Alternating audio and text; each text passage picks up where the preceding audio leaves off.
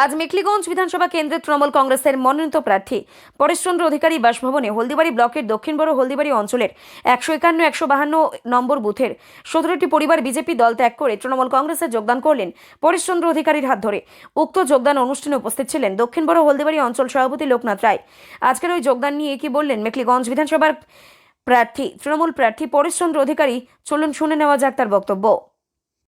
বন্দে মাতরম তৃণমূল কংগ্রেস জিন্দাবাদ জিন্দাবাদ জিন্দাবাদ মমতা বন্দ্যোপাধ্যায় জিন্দাবাদ জিন্দাবাদ জিন্দাবাদ অভিষেক বন্দ্যোপাধ্যায় জিন্দাবাদ জিন্দাবাদ জিন্দাবাদ পরেশচন্দ্র অধিকারী জিন্দাবাদ জিন্দাবাদ জিন্দাবাদ আগামী 23 এপ্রিল জোড়াফুল চিহ্নে ভোট দিন ভোট দিন ভোট দিন বিধানসভা নির্বাচনে জোড়াফুল চিহ্নে ভোট দিন ভোট দিন ভোট দিন আসন্ন বিধানসভা নির্বাচনে পরেশচন্দ্র অধিকারীকে জোড়াফুল চিহ্নে ভোট দিন ভোট দিন বন্দে মাতরম বন্দে মাতরম তৃণমূল কংগ্রেস জিন্দাবাদ মমতা ব্যানার্জি জিন্দাবাদ অভিষেক ব্যানার্জি জিন্দাবাদ পরেশচন্দ্র অধিকারী জিন্দাবাদ। ঠিক আছে। কয়টি পরিবার জয়েন করলো, কোন অঞ্চল? দক্ষিণ বড় হলদিবাড়ি